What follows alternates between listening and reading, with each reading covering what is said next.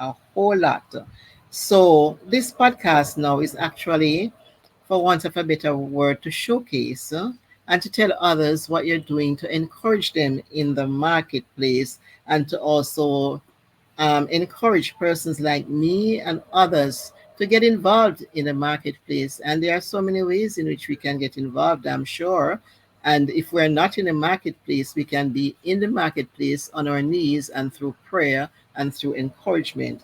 So, my next question is, what motivated you to do this podcast in talking about my career, my calling? What motivated you?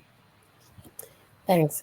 So, my career, my calling is a concept I came up with in 2019 when I was running a radio program, particularly targeted at migrants in Australia to help them understand the Australian job market. It was a small project I did in collaboration with iCare Community Services, that specializes in multicultural disability support systems.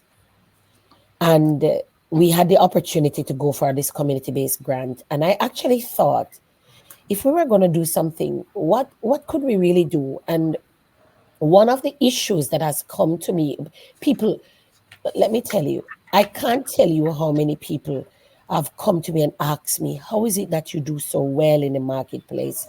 You know, you always have great jobs. You seem comfortable and confident. You don't stress about work, and you seem to be thriving. And I remember thinking, what is the one issue that people have come to me with over the years in, especially while I was in Australia? And it was always about difficulty finding a job. And a lot of the people I met, like the migrants, they would come here with very good qualifications, but they ended up doing something like 10 levels below their qualifications or their experiences. So I started the podcast about my career, my calling. And the calling component of it was really about living on purpose, not just doing anything that pays you money, but finding the job that you really want and living out your calling and your purpose in mark. So that's how this whole idea about this marketplace thing started for me. And I coined the term my career, my calling. Then of course, there was the pandemic, and I moved overseas for a couple of years to help.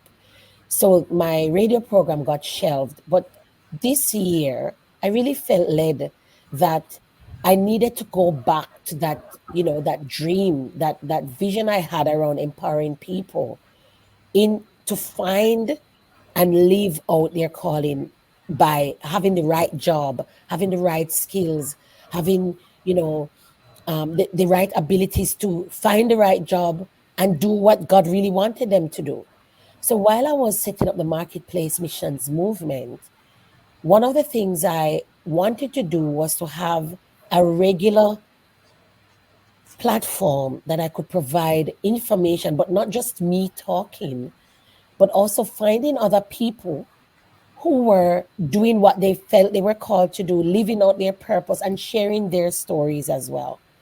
So that's how this whole podcast started, because I wanted to use the knowledge and the experiences and the skills that I have developed over the years, like it's almost 30 years of professional life, to help other people who need to see a real life example of someone who has struggled but have broken through, someone who has gone through what they are going through now, for want of a better word, that we have come up the food chain and we are now making a difference, or we've now been able to reach somewhere that other people can see a pathway that they could follow. So I wanted people to see that that is possible, and I thought having this podcast would be a great opportunity for me to be able to not only share my own experiences, but to get other people to share their experiences that could potentially encourage someone, be an example for someone,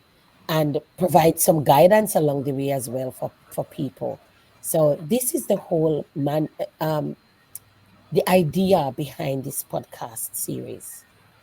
Okay, you seem to have a grand idea in terms of having this podcast reach as many persons as possible. And it is also a motivational tool as well, and something that I'm sure you would want to transform lives while engaging, transforming lives as well.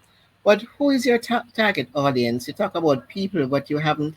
Is it men? Is it women? Is it both? Is it persons who are poor? Is it persons in the midstream income? Is it women? Is it men? Is it people in the church? Who would you consider your target audience? My target audience are people who want to walk in their calling and they need the right support to do it in a faith inspired way. So that's the general bottom line. But I do recognize that most of the people who really struggle are actually women. So if I had a sub target audience, it will be women who are out there who are just really struggling to find their feet, young professionals, students, moms who really want to see their career take off, that woman who is struggling to break through the glass ceiling in their professional life. I'd love to help those people in particular. But the material that we are providing here can inspire anyone who really wants to move forward with their lives. Okay, so thank you.